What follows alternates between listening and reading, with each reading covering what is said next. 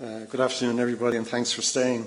I'm not going to thank Joe Mulholland for organising this school or thank him for the privilege of having me here. He lured me and a couple of others this morning in a bus out to a harbour about 15 miles away out here to jump into the freezing ocean. And I was the last to get in, and as I stood there shivering, I heard a voice from Joe saying, "Come on, show you're a man, get in there," right? So, being the fool I was, I jumped in. 10 minutes later I got out. I was like a block of ice. And as I looked down, as I was drying myself, I thought I'd lost my manhood. And it wasn't until about lunchtime my manhood was restored again. And I thought for a while that Joe MacGill could have faced financial ruin with a legal action from my wife. So, Joe.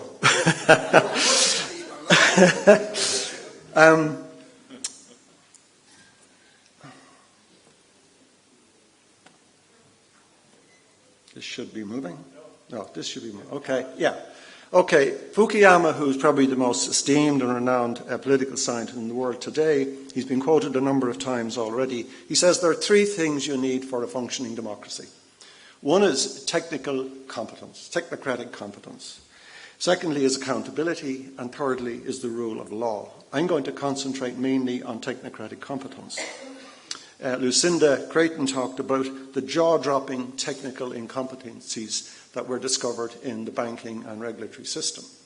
There's one of the audience here today, I met him last night, who would have joined the central bank about 10 years ago. He would have joined the central bank with very deep financial experience background. He thought he was joining a group who were the elite and the creme de la creme of financial expertise. And he said to me, it dawned on me after a while that they hadn't a clue. Think about that and weep for Ireland. Now, one of the ways in which technical competence has been built up in the public service is through agencies. National Treasury Management Authority, people like John Corrigan, for example, who has played a blinder throughout all this period, the SRI, the Health and Safety Authority, the Environmental Protection Agency. Those institutions, those much maligned quangos, have enabled the state to hire in specialist skills on contract rather than jobs for life, for example, and in some cases pay them the salaries that they needed to pay to get that expertise in. So one of the things I would say about technical competence is that if you don't have the technical competence, you don't have the confidence. And repeated, the Regling and Watson, Nyberg, all these studies into the Department of Finance and others, which I'll mention later on, have referred to the timidity or the deference of the administrative system in speaking out, the dogs that didn't bark and so on. Well, you won't feel like barking, you won't feel confident in barking if you don't have the competence. The other reason you need competence internally is to, in fact, to evaluate the advice you're getting from consultants like Merrill Lynch. And I think it's ironic that on the infamous night of the guarantee, probably the most competent group of people who are from the NTMA were left in a side room and not consulted. So, technical competence of politicians, John Moran said before the banking inquiry that politicians lacked fiscal capacity. In other words, they hadn't a clue either about the financial parameters they were dealing with. And in other countries, as I mentioned earlier, ministers are appointed from outside of the political pool, the pool of elected representatives, because of their technical expertise. So the Minister for Transport or the Secretary of State for Agriculture, whatever else, are chosen. People like Patrick Honohan, for example, would be chosen because of their technical expertise. We don't have that, and it's not likely to happen. Now, I want to talk about the management system. This is my approach to where there's weak management, weak technocratic and managerial capability. And I'm only going to give you a few examples here to illustrate the significance of each element of that.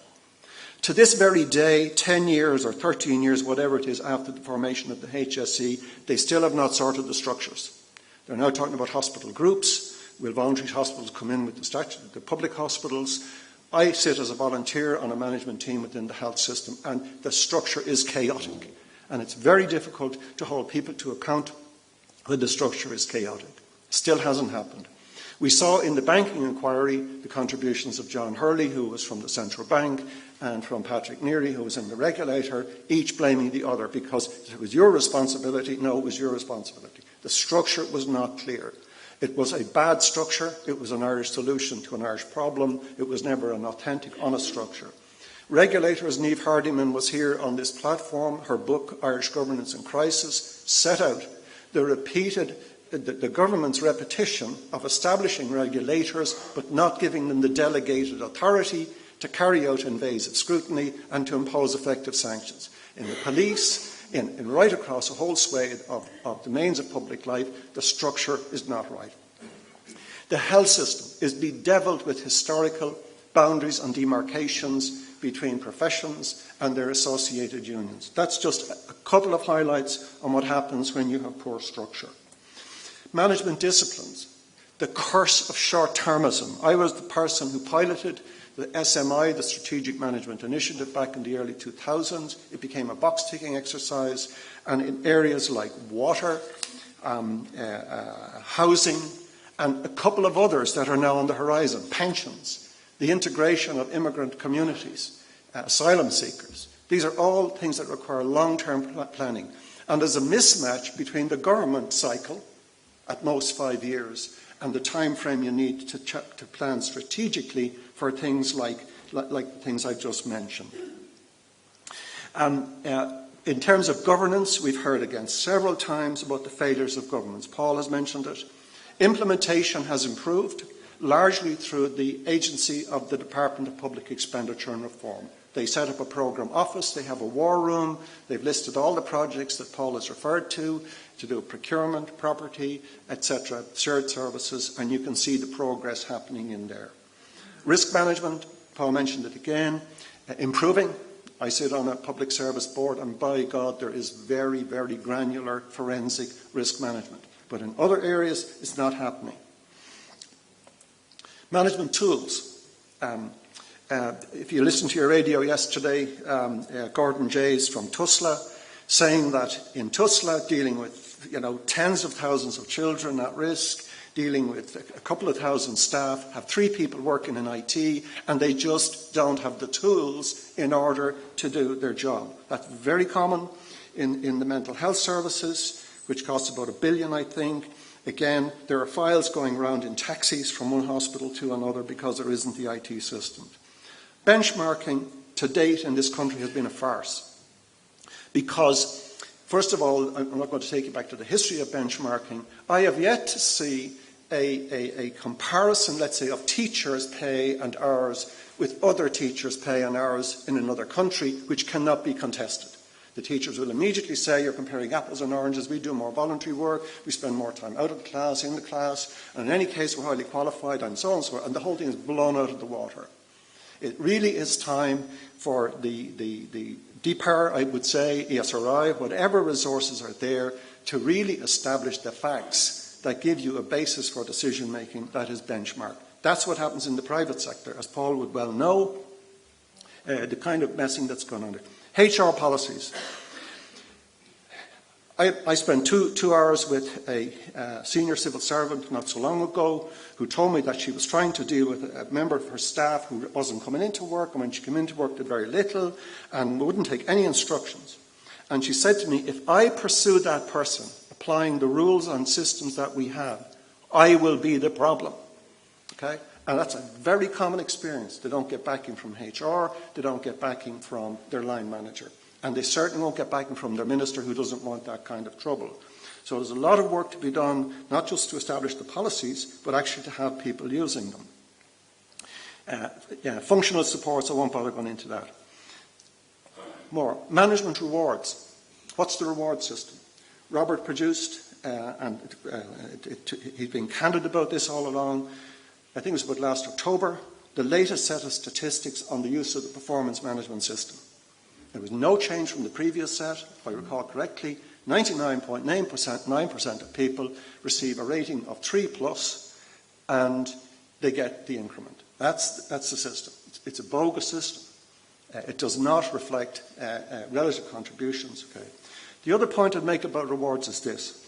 For lots of key positions within our public service, the state apparatus, both civil service and public service, we're not paying enough to the people that we need to attract. I'll give you a simple example.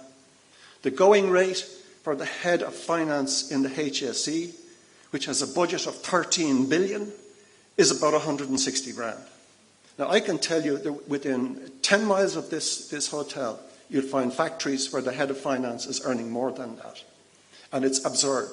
So the political correctness which says, oh, we can't pay them more than this, and certainly the Sinn Féin view that none of them should be paid more than 100 grand, is just absurd.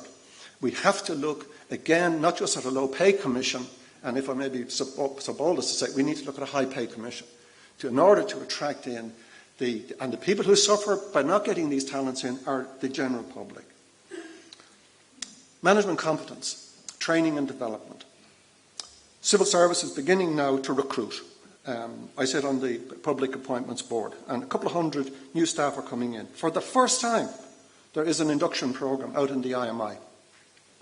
The Army has a very good system, mentioned earlier, I think, by Don, things that are done well. Revenue commissioners have a very good system. The hotel sector has a better system for training managers than the HSE. If you become a manager of a small hotel, even in this country, you'll have worked in Switzerland or whatever else under the very best hotel managers. You get very personal feedback, everything from how clean your nails are to the way you behave. So there's a lot of ground to be done there, a lot of work to be done there. And finally, the management culture.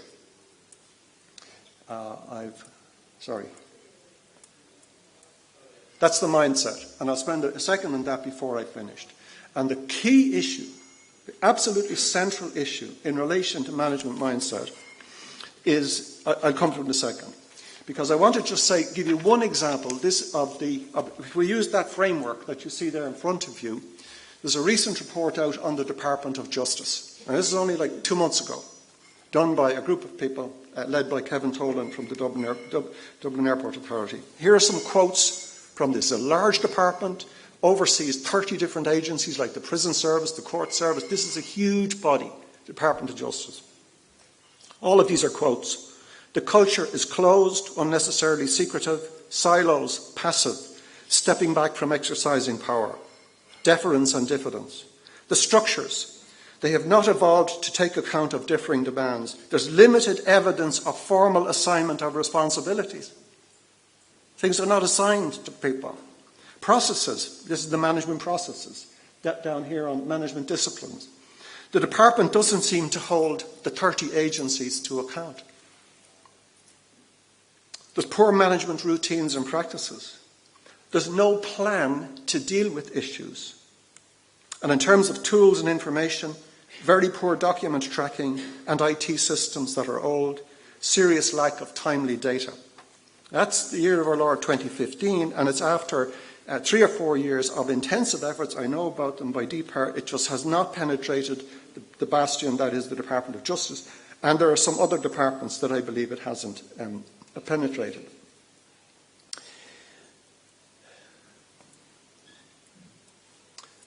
I want to say something about the administrative culture, the relationship between the officials and the politicians. And I've spoken about this at MacGill before. The politicians are weak on technical disciplines and managerial competence. And the senior officials' primary orientation is towards their minister. There's a whole section in the Department of Justice case I've just described on that. Now, I think that one of the things that happens at that relationship between ministers and officials is that officials get bounced into supposedly doing things that they know from the outset are not doable. And I think that's going to change, because officials are now finding themselves before committees of inquiry, Dáil committees, where they're getting their backsides roasted for stuff that they knew at the time could not be done. A recent example is Tony O'Brien from the HSE. and under pressure to explain what went wrong in Portlaoise, he had asked for 1.4 billion last October. He got 600 million, and under pressure at the recent Dáil committee, he said, in future, I am going to be more robust on whether I take responsibility for things that can't be done. In other words, I'm not going to portray myself as taking responsibility for stuff I know cannot be done. Gordon Jays was on the radio yesterday. Why was he on the radio?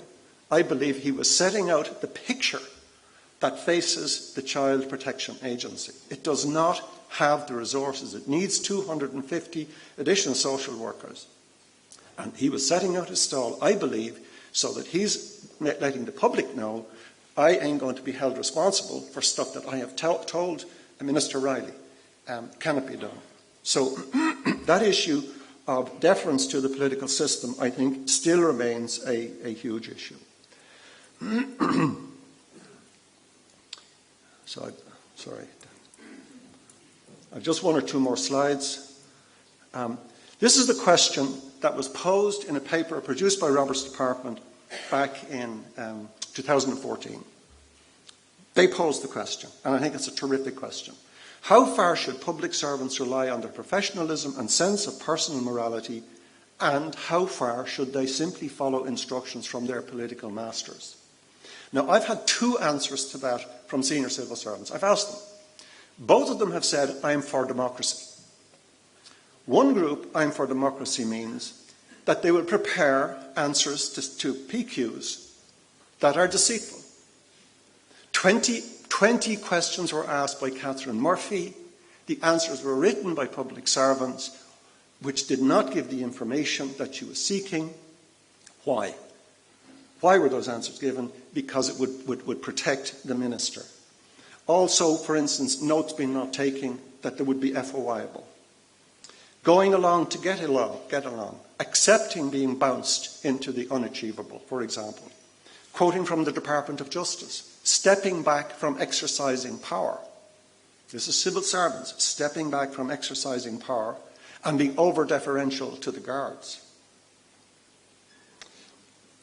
John McCarthy, chief economist from the Department of Finance during the unravelling of the banking system.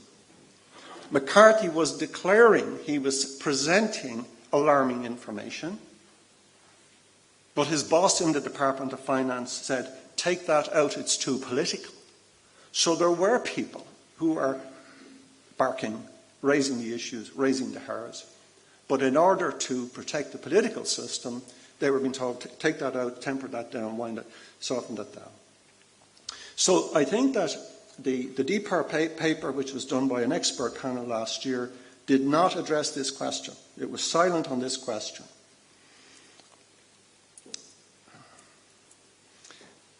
The alternative to that, that's one answer I get from, I'm for democracy, meaning this.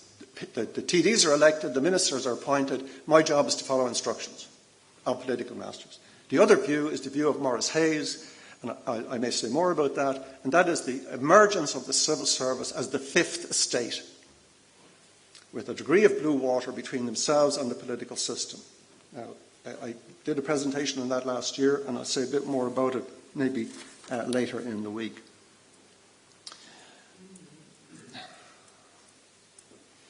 I want to comment on a couple of recent cases, very briefly. Irish Water, using the framework I had up earlier. I spent some time in Irish Water earlier this week. A couple of things. I would change some of the ratings I've given in this. The performance management system, the so-called bonus system in Irish Water, which I, among others, have criticised, is in fact the real deal. I haven't got time to go into it here. You'll see the head of RV here later on in the week. It actually stands up to toughest scrutiny. It is a ballsy, hard, tough-minded, edgy performance management system, the likes of which I have not seen in the public domain and public service before. They have the technical competence. They know about water. But the biggest mistake, what's happened there, is that they accepted unachievable targets by politicians, and they're still doing it. Okay? My advice to them was, do what Gordon Jays has done. Get out in the open and tell the public the truth of the situation. and let the politicians deal with the consequences. Portlaoise, management competence at all levels was awful. I'm aware of a part of the HSE that has a budget of 100 million, a staff of 500, and the head of that department is a clinician who hasn't a day's training in management. The process of governance, the information and risk, the HR tools. After all that's happened in Portlaoise, they're bringing in a consultant from England to advise them on how to hold people accountable. Now, can you believe that? But it's true. And financial regulation, again, something similar. Good progress. First of all, I want to acknowledge here, and Paul might have suggested at the outset that somehow I'm hostile to the civil servants. I look on civil servants the same way I look at other people in society, like teachers, priests. I hold them in very high esteem. But in many respects, they're operating within a bad system. And it's the system that I've attacked. I've not attacked civil servants. I made it my business to read the progress report that Robert Watt's department published just within the last couple of weeks. And they have a whole raft of excellent, relevant, apt initiatives underway. I've only listed some of them here because they wouldn't all fit. The Accountability Board, which I'll come to, shared services, open recruitment, project management, and so on and so on. I think it's 25 major initiatives. Textbook, state-of-the-art, and really worthwhile. And mapped out, documented, and many of them underway. So fair dues to them for that. What is missing from that is an explicit programme to codify the public service values and culture and embed them in the hearts and minds of all staff. That was recommended by the OECD in 2008, and it has not been touched ever since. Why is that important? You can put in all the systems you want, FOI, whistleblowers, whatever. They can be undermined by the culture. Culture doesn't just eat strategy for breakfast. It can gobble up all of this stuff above the line. I'm not debasing it. I'm just saying it would make all the difference. And Don Thornhill has often said, if you don't have an explicit programme of formation in values and so on, culture, the hidden curriculum takes over.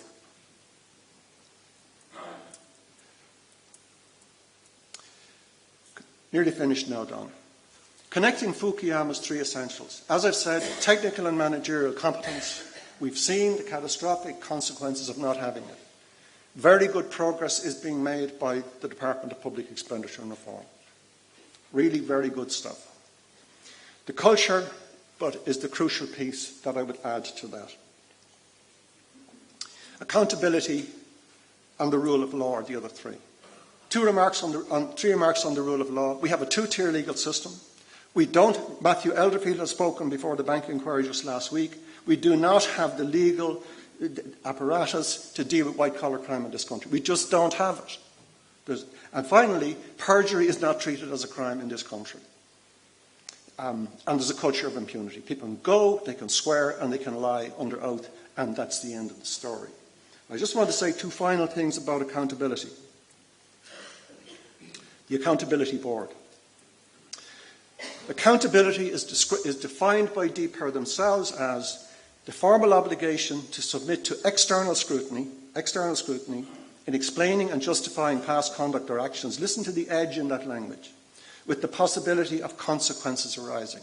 That's their definition of accountability. The Accountability Board, which was lauded by Paul. The Accountability Board, which is meant to provide external scrutiny, is made up of the Taoiseach, the Taoiseach, the Minister for DPER, three Secretary Generals, including the Secretary General to the Taoiseach, DPER, and another one, plus the Chairman of the Revenue Commissioners. That's 8 insiders and 4 outsiders. That, to me, is not a credible accountability board. For example, the TLAC Commission, the Top Level Appointments Commission, has a majority of external people. The new policing authority, about accountability.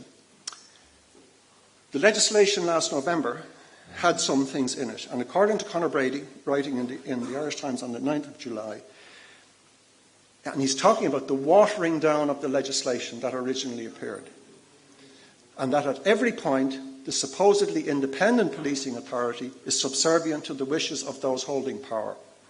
One wonders why this elaborate charade is being constructed. It leaves things as they were in the past with a veneer of independence.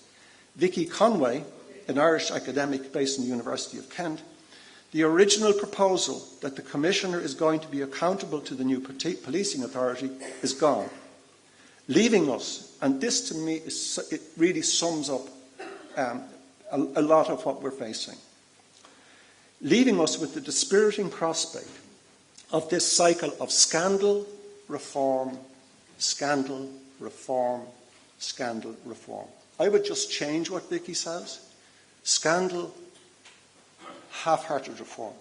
Scandal, half-hearted reform. Scandal, a new bucket, but the bucket has a hole in it.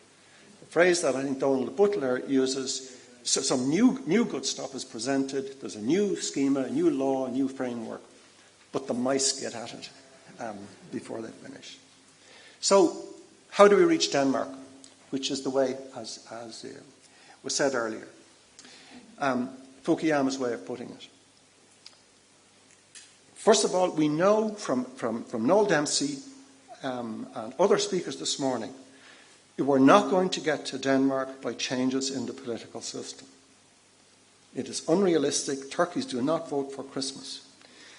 I believe the best chance we have of really significant reform lies in a critical mass of senior civil servants who continue to show leadership in building technical and managerial competence and in developing effective accountability systems, and also in developing policies to strengthen the rule of law. My hope for real reform and real movement and progress towards Denmark, to use that metaphor, actually lies in the civil service leadership. Thank you very much.